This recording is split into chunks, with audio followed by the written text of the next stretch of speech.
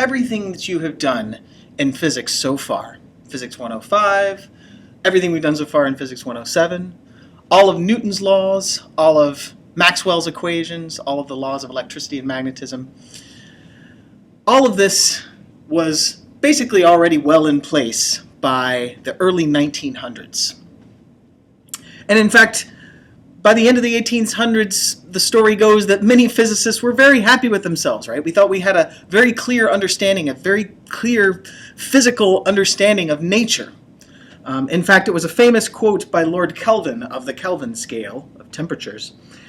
He said, "There is nothing new to be discovered in physics now. All that remains is more and more precise measurement." That's a very famous quote. And it makes for a nice story. But in fact, physicists were actually a little bit more attuned to reality than that. In fact, they knew that there were some fundamental gaps in our understanding of nature. In fact, there were two sort of lurking domains at this point. One of those domains is what happens at very fast speeds. So what I mean by fast is when objects start traveling really fast, comparable to the speed of light. Then we start getting into Einstein's theory of relativity, which we're not going to talk about in this class. Instead, we're going to talk about the second lurking domain of physics, which is what happens at the very small scales. We're talking the size of atoms and the size of molecules and things like that. And this is the domain of physics known as the quantum realm. And to understand the quantum realm, you have to usher in an entirely new way of thinking.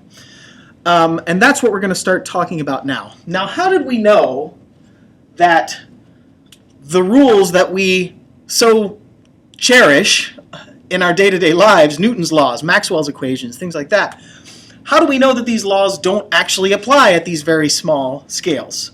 Well, it turns out there were 4 irritating experiments, and I call them irritating because physicists at the time just didn't understand how they worked.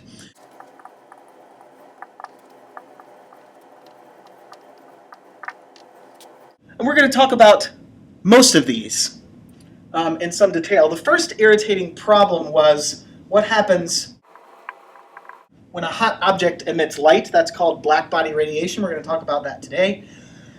What happens in the photoelectric effect? I'll tell you what that is too. Understanding atomic spectra. The rules of classical physics didn't seem to apply to atomic spectra. And finally, what happens to the specific heats of gases at very low temperatures. So these were the 4 irritating problems. These were 4 experiments that were that were well done at this point, right? We had gotten results from all 4 of these experiments, but we just couldn't explain them with the laws of physics that we had in place at the early 1900s. I'm going to talk about this one today in this video lecture. You're going to read a little bit more about this one in your textbook before you answer the pre-lecture questions today. And we're going to talk about this, although probably not for a week or two. This one we're not really equipped to talk about in this class, so I'm going to skip this. So these 3 experiments are going to be important to us, and so that's where we're going to start. Okay, so blackbody radiation. First of all, what is blackbody radiation? Well, we've talked about how light interacts with matter. We've talked about how light can reflect off of a surface, how it can refract through a surface. This was all the geometric optics stuff. But there was this third thing that matter could do with light, that is absorb it. Right? So if I shine light, for example, on an object that appears black in color, that's why we call it a black body. If it appears black, that means that there's no light reflected from this object, right?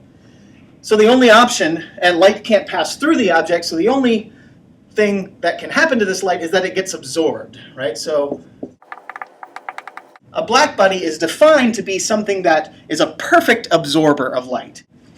In our day-to-day lives, you see plenty of objects that are black. These are good examples of black bodies, right? They don't reflect any of the light. There's an issue here, though, right? So if all of this light is getting absorbed by this black object, then it seems as though there would be a problem, right? Because if you put this object out in space, not in thermal contact with anything, and you just kept shining light, say from the sun, on it, then it would get infinitely hot, right?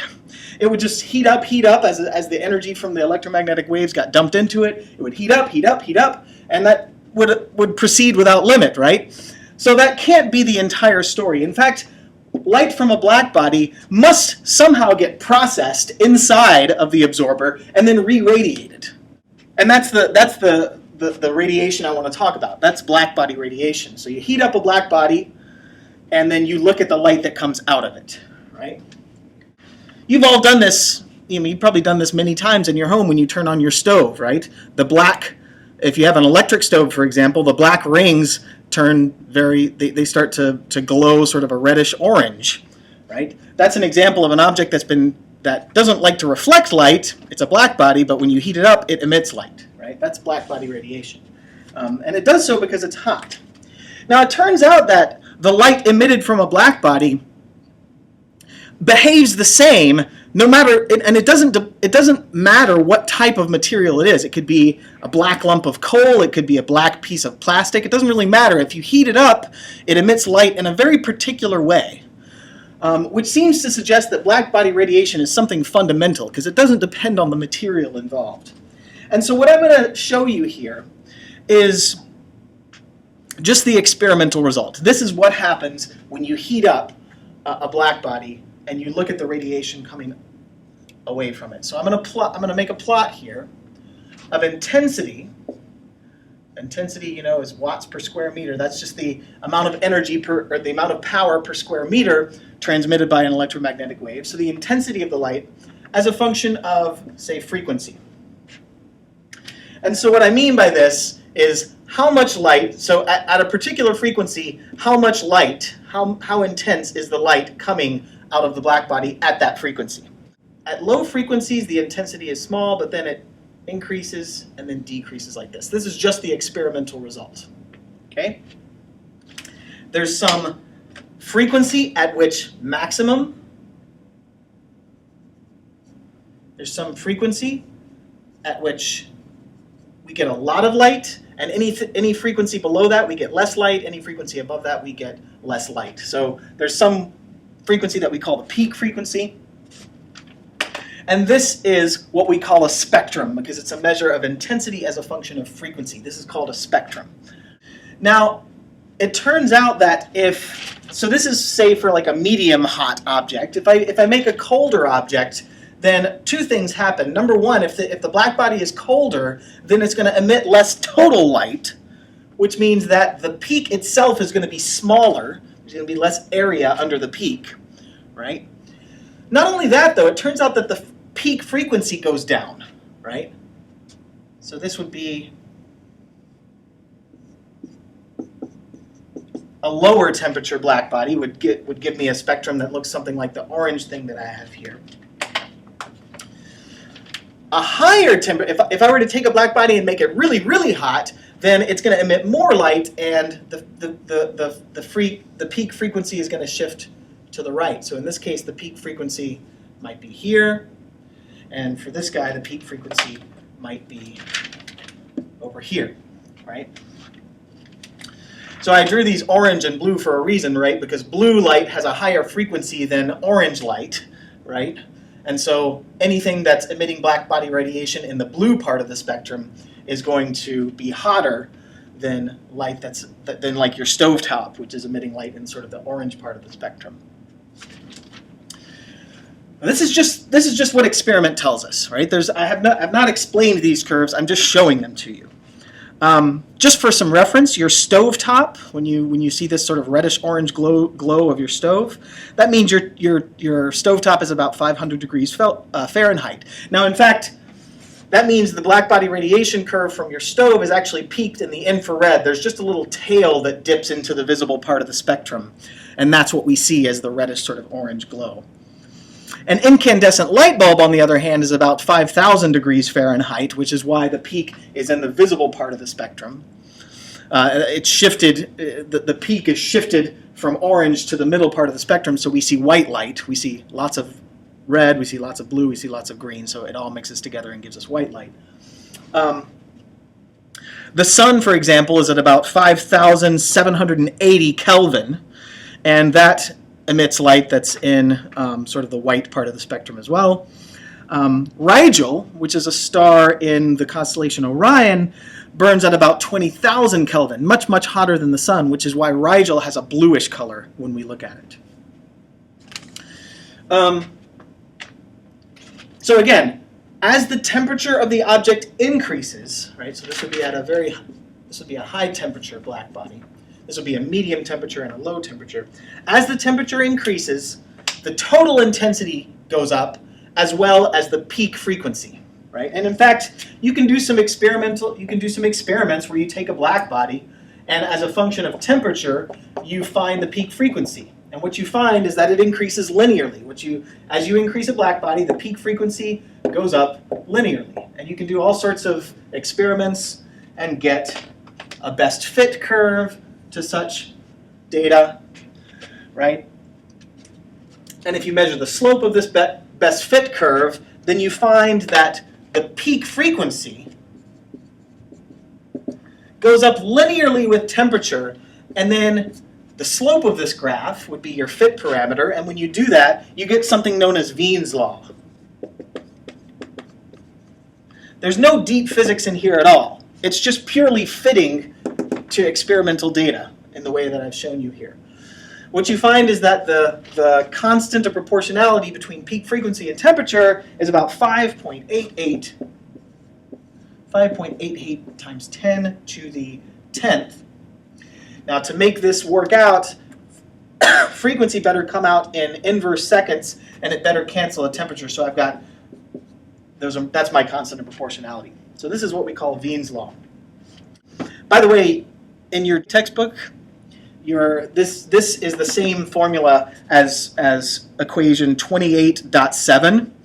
It gives exactly the same physics. It just gives you lambda as a function of temperature.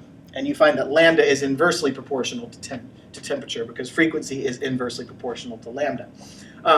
Anyway, you should take a couple of seconds to prove to yourself that this formula is equivalent to equation 28.7 in your textbook. Okay, great. So what? Well, the problem is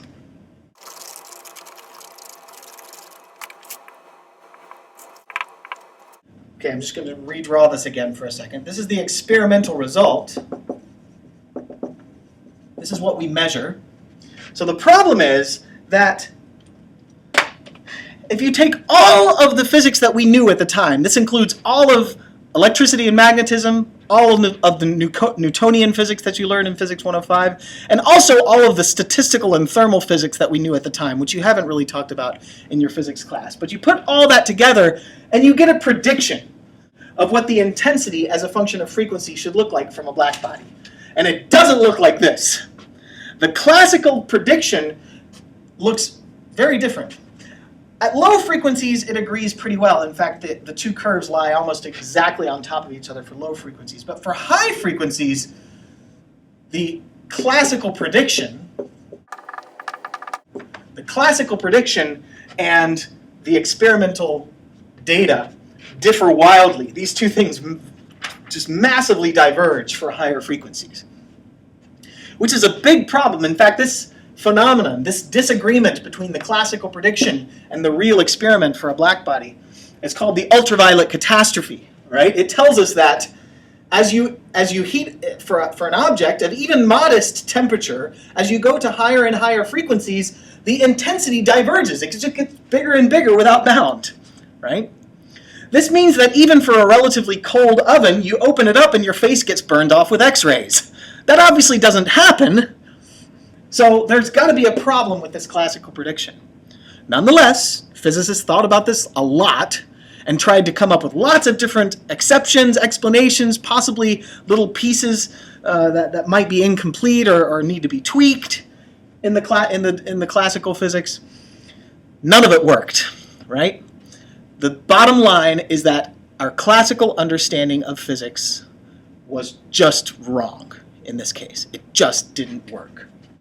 Now, why didn't it work? Well, I'm going to take a moment to try and justify why it didn't work. But you can sort of put your pencil down and think of this as just kind of a side. This is a little tangent. I'm not going to expect you to know this, but since I made such a big deal out of it, I feel like I owe you at least a partial explanation of why this doesn't work. So when you shine light on a black body, you can think of the light as getting trapped inside the black body, and it's bouncing around, and at some later point it gets re-emitted out. For the time that it's trapped in, though, we have an electromagnetic wave trapped in a box, which in principle is not that different from a standing wave, which you've studied before in 105. So let me make the sort of strange link between an object that I've dumped light into and a standing wave on a string, right? I know it seems a little bit like a stretch, and it is, but in fact there is actual reason to do it this way. So if you remember a standing wave on a string, right? If you pluck it, then you can get a variety of different patterns, right? You can get something that sort of flops up and down like this, flop, flop, flop, flop, flop, like that. And this would be called the fundamental frequency, right? And it would be the lowest frequency of possible in this as a standing wave on this string. We call this frequency F0, or no, excuse me, let me call it F1.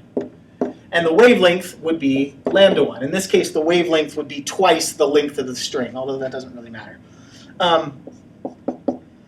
That's not the only possibility, of course, because I can have a wave that does something like that, where there's a node in the middle and the string flops up and down on either side like that. This would be my first harmonic, or my second resonant frequency. And that's going to have some wavelength, which you can actually just directly see here. The wavelength of my second, wavelength of my second is exactly just lambda 1 over 2. And so if lambda 2 is lambda 1 over 2, then F2 would be twice F1, because they share an inverse relationship, lambda and F, for a fixed speed, right? And there is a fixed speed for light, right? C. So anyway, if I go to the third possible wave, then I get something like this, right? In this case, lambda 3 would be lambda 1 over 3, which means that F3 is going to be 3 times F1, which, by the way, is just 3 halves times F2, right? So we can see that the frequencies are going up in these integer multiples of F1, right? And you can do the same thing for F4, lambda 4. Lambda 4 would just be lambda 1 over 4, which means that F4 would be 4 times F1, which would actually be 4/3 F3, right? So this is something you've done before. So essentially, classical physics tells us that on a standing wave, there's absolutely no limit to how small this wavelength can get and how high the frequencies are going to get. And one thing that classical physics tells us, right, and you can't get around this, it's something that I can't really fully justify here. It's called, we have to go into statistical physics to prove it. But there's something called the equipartition theorem, which means that if you dump electromagnetic energy into a box like a black body, right, then the energy in that black body must be equally partitioned, equally divided among all the available frequencies, right? But there's an infinite number of available frequencies. And what's more is as you get higher and higher in the N, as you get higher and higher in the number of waves I put in this box, the spacing between those frequencies gets smaller and smaller. So effectively what I have is a huge number of available frequencies in the high frequency range and only a couple in the lower frequency range, right? And what that means is that if any light is to be emitted at all, right, which is a necessity to keep this thing from getting infinitely hot, if light is going to be emitted at all, then it's got to be emitted at all possible frequencies, which means that for high frequencies, the intensity just diverges. It gets huge, right? This is the ultraviolet catastrophe in a nutshell.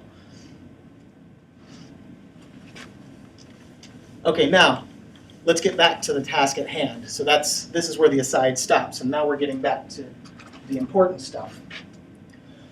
So physicists thought about this. They were distressed about this. And a physicist by the name of Max Planck, he did something kind of interesting. He said, okay, well, obviously equipartition doesn't work, so we have to think of a different way that energy might be sort of divided up between all of these available frequencies. And he played around with this for a while, and he essentially just derived a mathematical formula that fit this data. He said, okay, I know I've got a function that looks like this. I've got intensity as a function of frequency that looks like that. I can invent a formula that looks like that, right?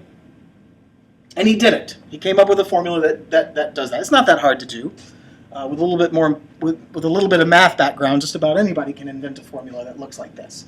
The trick is to say, okay, if that formula is true, then what does it actually mean? So this is one of the rare occasions where math has somehow guided the physics. Usually that's a pretty dangerous thing. But in this case, it worked. What his formula suggested is that energy itself cannot just take on any value, right? It can only take on very discrete values, which I'll call E sub n, and E sub n equals n times hf, so where n is an integer. So this is what Max Planck said. Now, if you follow this to its conclusion, if you do statistical physics with this assumption, then you come up with this formula that works beautifully. It has all the right features. It increases with temperature in exactly the right way. The peak frequency changes in exactly the right way. Max Planck's formula just worked if you made this assumption. The problem is, what does this assumption mean? In this case, by the way, E sub n would be sort of like the energy radiated from my black body. N would just be an integer. F would be just the frequency of the radiated light wherever I am on this x-axis. And h was just a fit parameter, right? Something called Planck's constant, which in SI units came out to be 6.63 times 10 to the minus 34. We know that energy must come out in joules. N doesn't have any dimensions, so take a second and work out the units of H.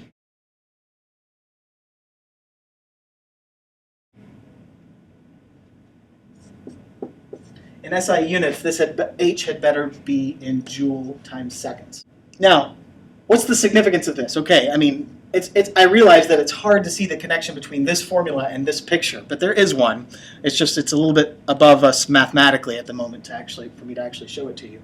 What's weird about this is, what does this formula mean? It means that nature cannot just choose any particular value of En. It can only choose energy values that are integer multiples of H times the frequency of the light in question. Now that is a very weird statement. And in fact, Max Planck himself did not like it. He just thought it was a curious trick. He said, well, I found a trick that allows me to fit the Blackbody radiation curve. And it says something very strange about light itself, and in fact, about nature itself, right? It says that energy is discrete, not continuous. So this is going to be a theme over the next couple of weeks.